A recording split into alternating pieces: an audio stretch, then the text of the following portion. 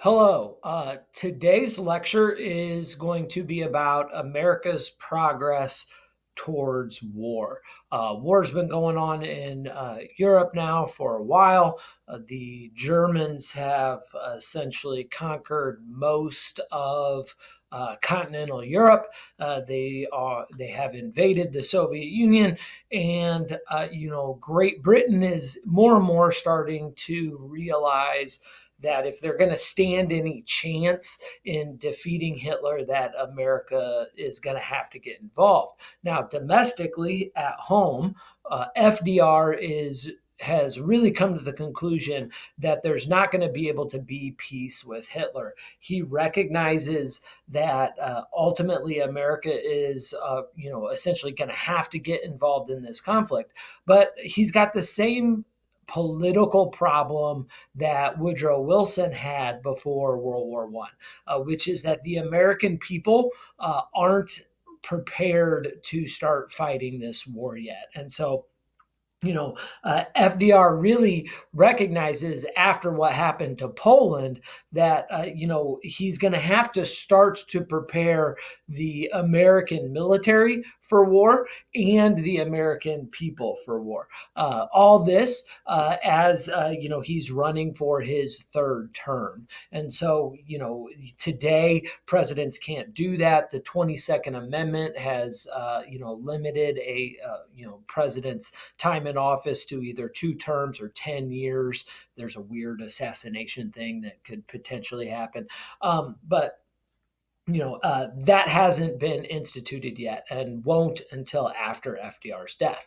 So he's running for office. He knows that the American people still want to remain neutral, and yet still realizes that war is pretty much inevitable. And so we're going to start to see him making moves that are preparing both the American people and the American government for war. One of those things is going to be the armaments appropriation bill. And so what he's essentially going to do is he's going to request about $1.8 billion from Congress to be able to build a more substantial 2-ocean navy. America's in a unique situation here. He is, FDR is going to be able to convince Congress that we do have to, when, the world is going to war with itself again, we need to be prepared to defend ourselves. But because of our geography, the thing that's allowed us to remain neutral for so long, also in this kind of situation can be a double-edged sword, because if we're going to defend ourselves, it looks like we're going to have enemies across the Atlantic Ocean and the Pacific Ocean. And so, we're going to need to build a very significant navy if we're going to be able to protect, our eastern border and our western border as well. And so FDR recognizes this and is going to need money to be able to build a navy that can protect us across the Atlantic Ocean from countries like Germany, and across the Pacific Ocean, which can protect us from countries like Japan. And that's who it looks like might potentially be our future enemies. Right. And so as we're building this larger military, we're also going to see cash and carry taking place as part of the Neutrality Acts in 1937, which we had discussed in a previous lecture.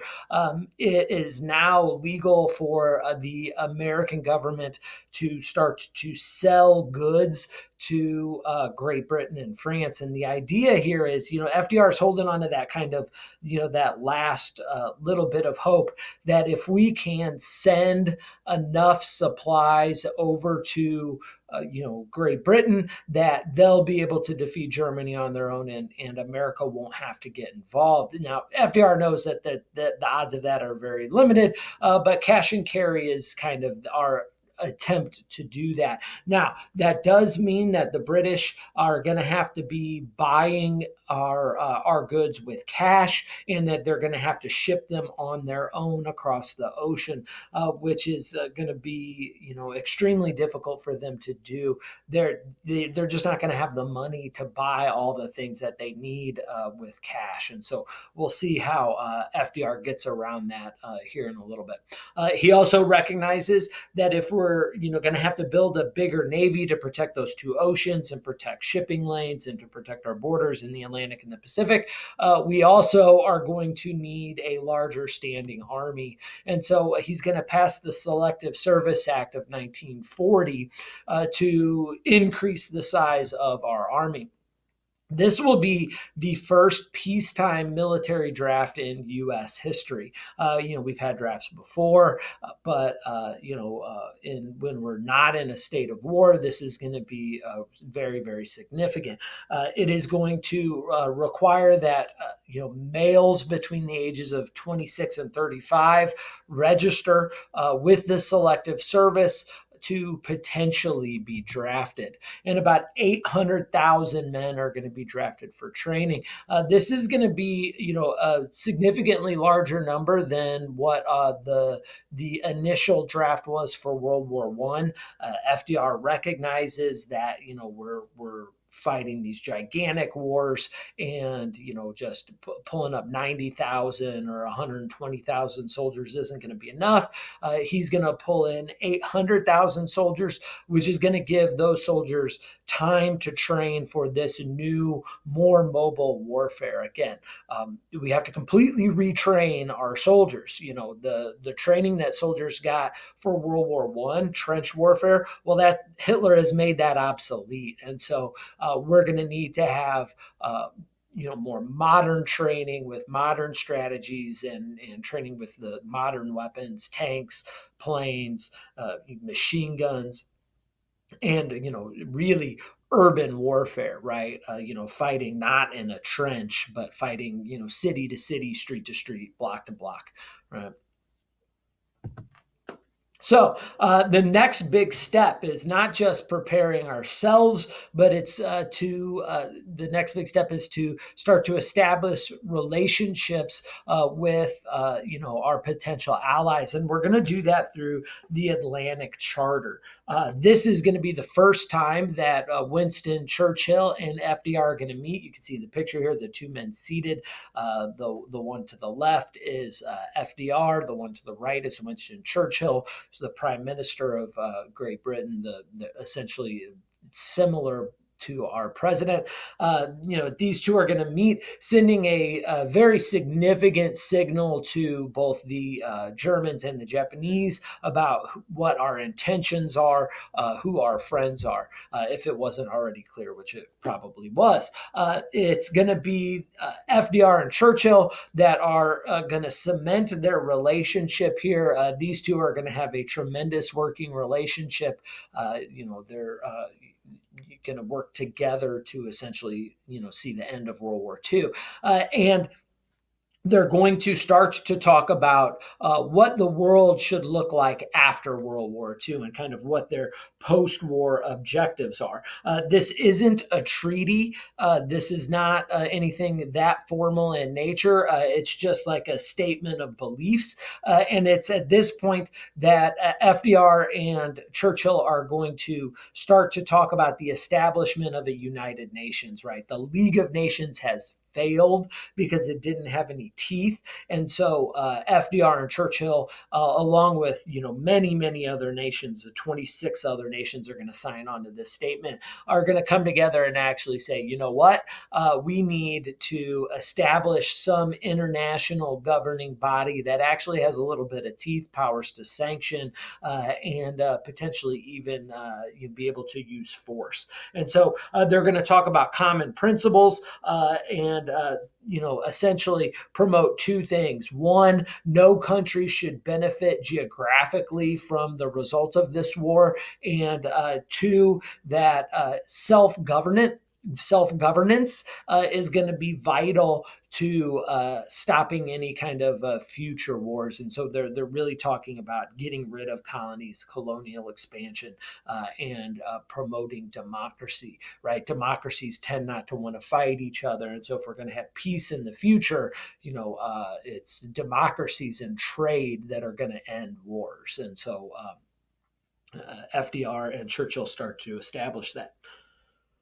So the next major step in preparing for war is actually preparing Great Britain for war. And that's going to be the base destroyer deal. At this point, we know that the British have run out of cash. They really don't have any more money to pay for things. But because the pesky neutrality acts are still standing in the way, we cannot provide materials on credit to Great Britain.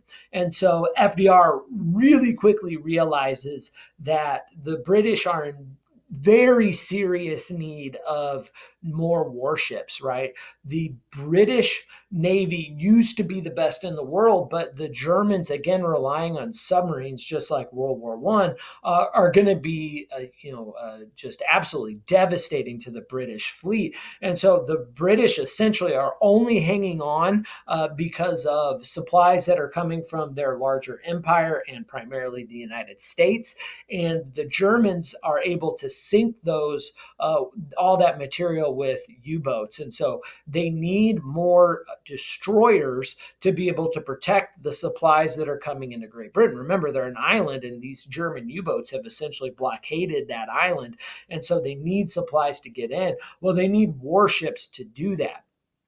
But they've run out of cash, so they can't buy warships from the United States. Well, I hope from about 5 minutes ago, you remember that we just built, the United States is in the process of building a brand new two-ocean navy with, the most modern aircraft carriers and destroyers and materials out there. So we have all of these old destroyers that we're essentially not using anymore. Great Britain desperately needs those, but we can't sell them to them unless they can pay for cash. And so FDR figures out a runaround around the neutrality acts. What he realizes is they can't buy it on credit and they can't afford to pay for it with cash. So how about we barter for them? Right? And so we can barter for these destroyers. What does Great Britain have a lot of that they can afford to get rid of that America could potentially want? And so we can take that as a form of payment so there doesn't have to be any credit involved.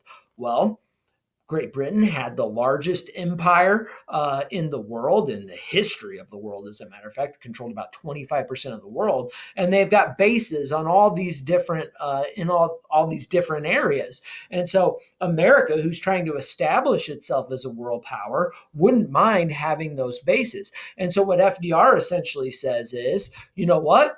Let's trade these old World War I ships that we're not using anymore for British bases. And so we essentially get a 99-year lease on all of these bases that we can then take over and trade for these old destroyers that we're not using anymore. This is a win-win for both countries, so Great Britain and the United States. Great Britain actually gets two things out of this deal. The first thing they get is clearly the destroyers, the things that they need to be able to protect the shipping that's coming in and out of Great Britain.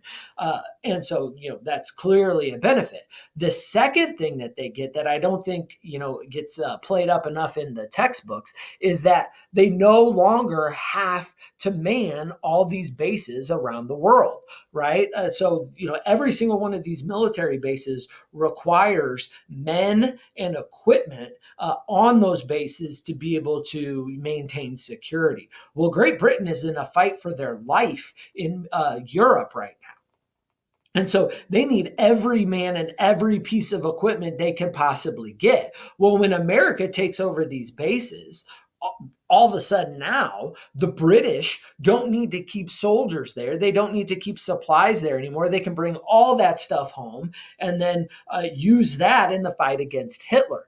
Meanwhile, right, they don't really have to worry about, the what are the effects going to be of leaving those bases, because an ally, a capitalist democracy, is going to step in and take over those bases for them. And so that's great for them.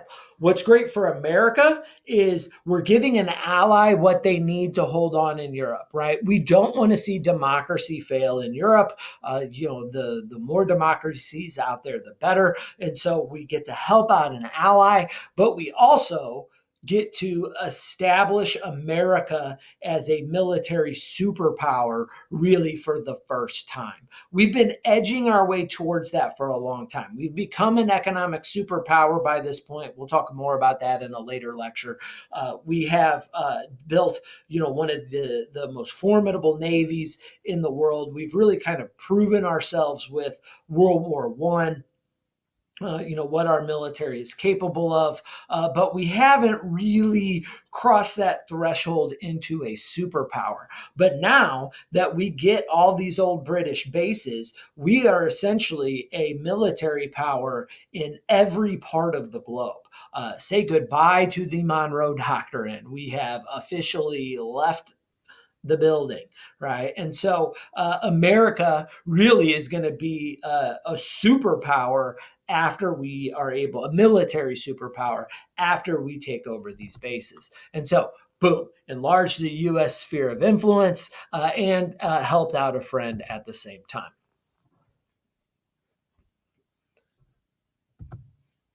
All right. The next major piece of legislation that is going to push us,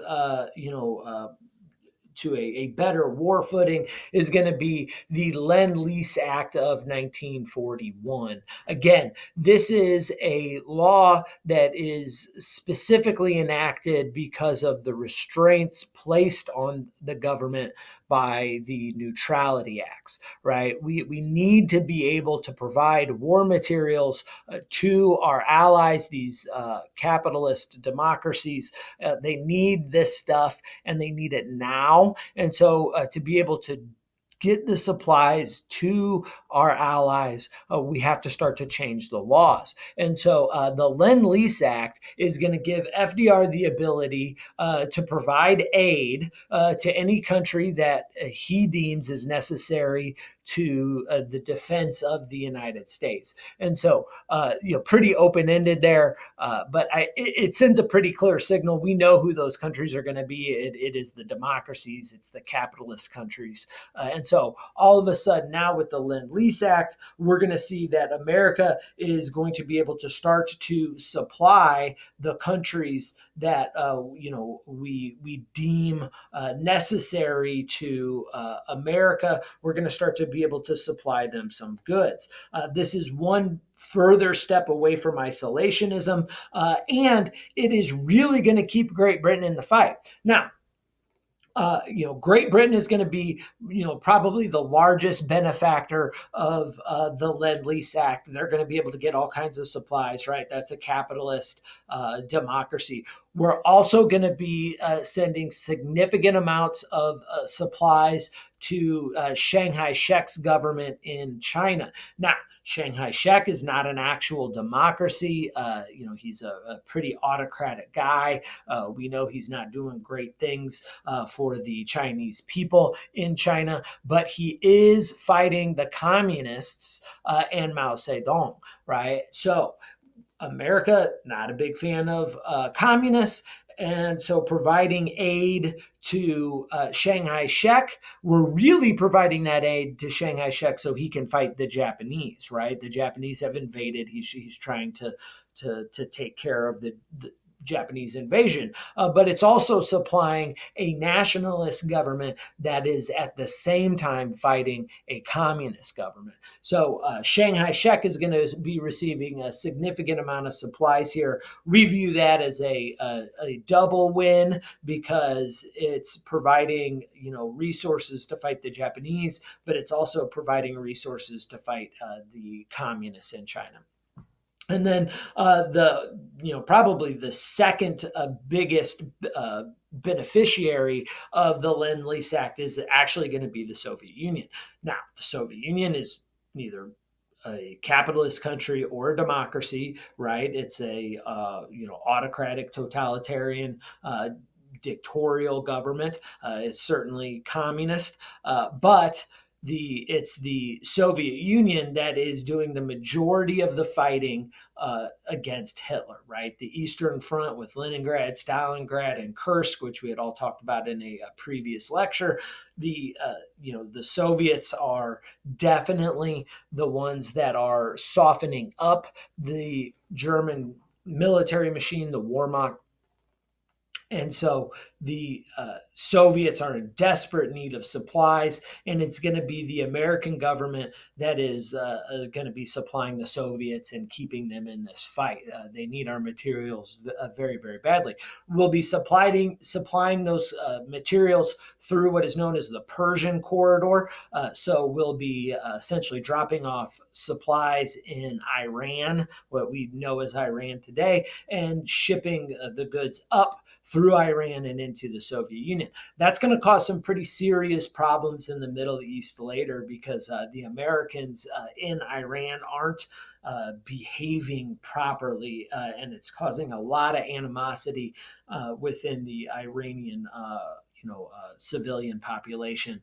And so that's going to be an issue that we're going to have to deal with later, which will ultimately result in the Iranian hostage crisis that where the animosity builds up to the point that they take over an American embassy, and that doesn't get sorted out until Ronald Reagan in the 1980s, right? So Lend-Lease Act, vital to be able to get supplies to our enemies. The three biggest beneficiaries, that's tough to say. The three biggest beneficiaries are Great Britain, China, and the Soviet Union. So now the question becomes, we're supplying more people, more countries with more supplies. Well, the Germans can't allow that to happen. And so the Germans are going to step up their game and are going to be trying to sink as many of these supplies as possible. This leads us to what is the longest sustained campaign of this war, which is going to be the Battle of the Atlantic, right? Hitler is using submarines to try and sink as much of this material as possible. He's doing that very, very effectively. And so they're actually, for significant portions of the war, are sinking materials faster than what the British could bring it in.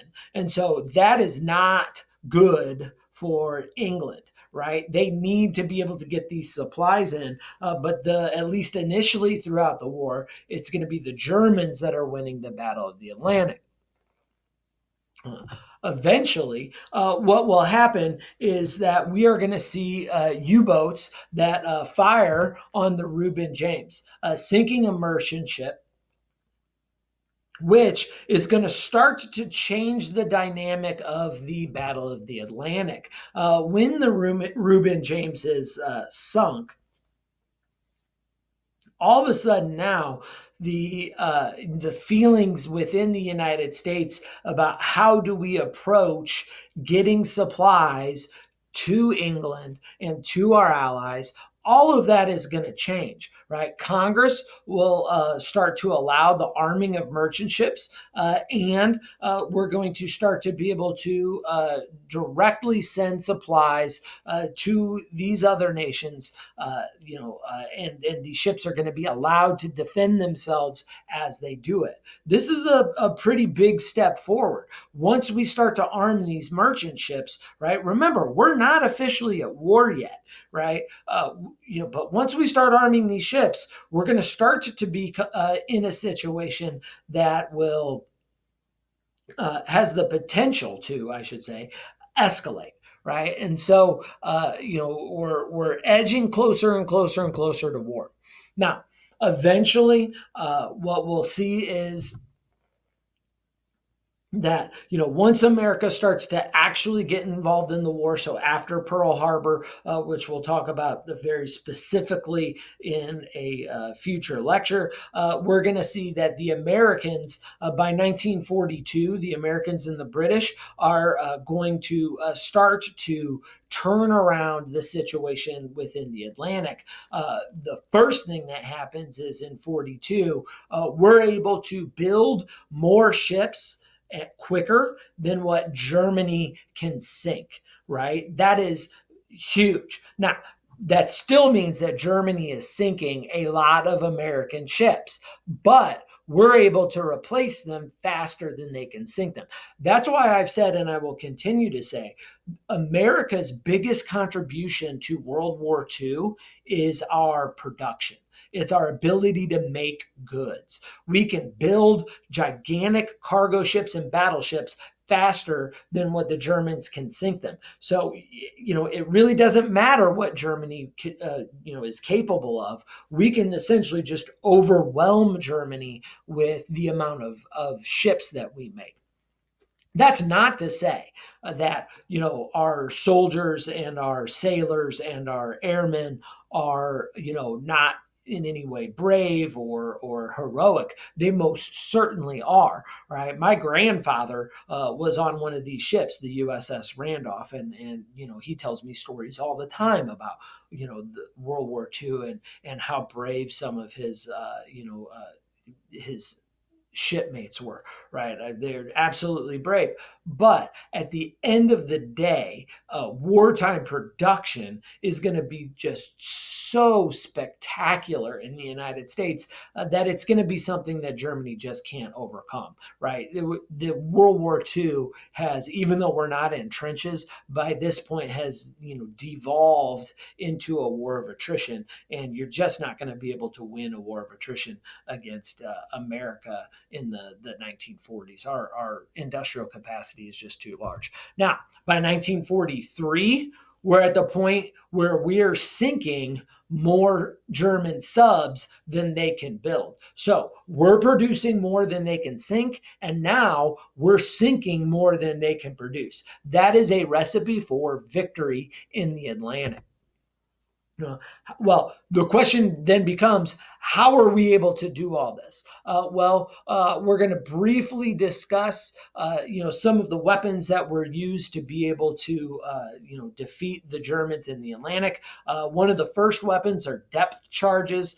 Depth charges are essentially, bombs that they put on the end of ships that when they see a submarine, they dump them overboard, and then they can explode in several different ways. The first depth charges were set by a timer.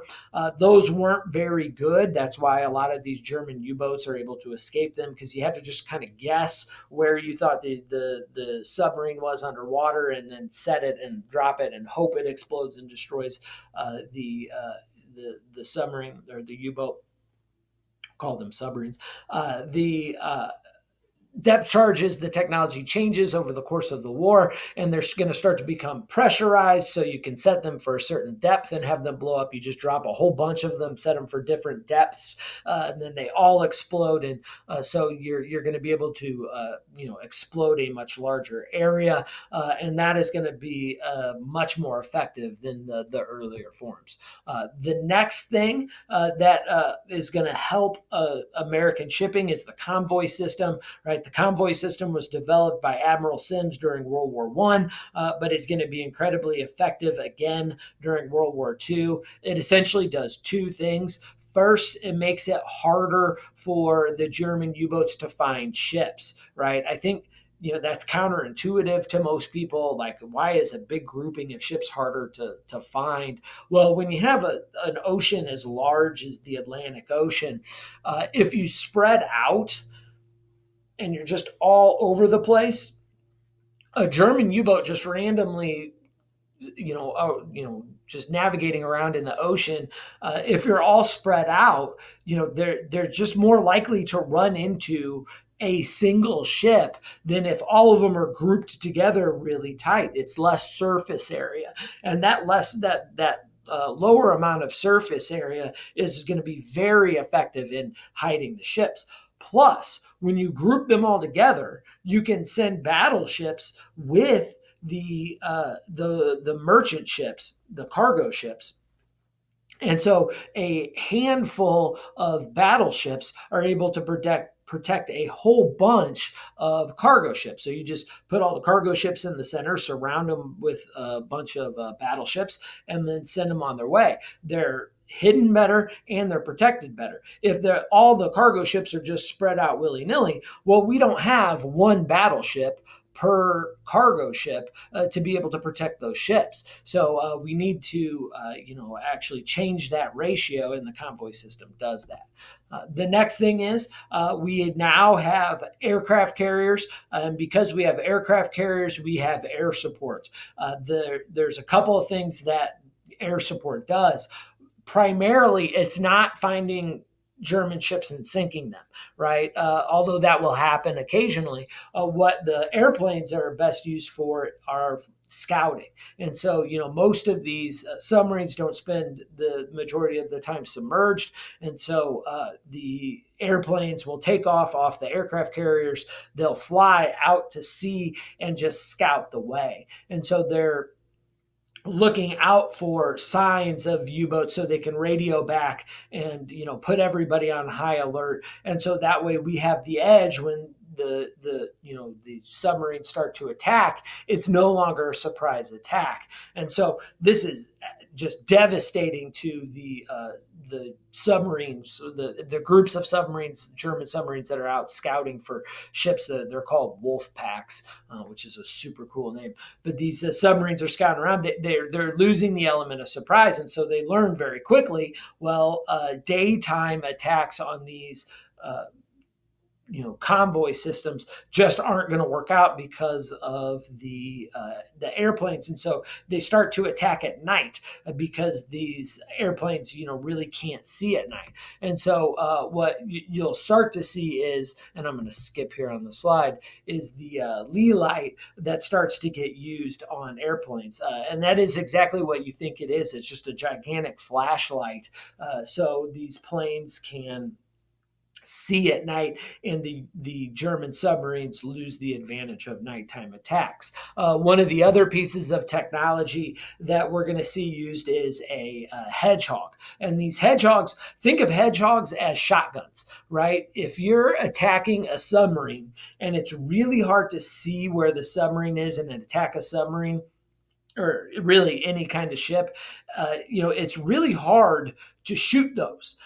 Well, what a hedgehog does, instead of shooting like a regular gun, like a rifle, where you've got one bullet trying to hit a target and you have to be very accurate to do that, what a hedgehog does is it operates kind of like a shotgun. And so what it does is it shoots out and a whole bunch of different explosives that then spread out, creating a larger surface area. And so you don't have to be as accurate with your shot. And so this is going to increase the likelihood that we get a direct hit on German ships and are able to sink those ships. So what's the result of all this? Well, the result of the Battle of the Atlantic is ultimately it's American and Allied control of the shipping lanes all across the Atlantic Ocean, right? The Allies are able to now supply, America, I should say, is now able to supply all of the Allies pretty much at will. There'll still be some losses in, men and material, but, it's to the point now where the supply lines are no longer at risk.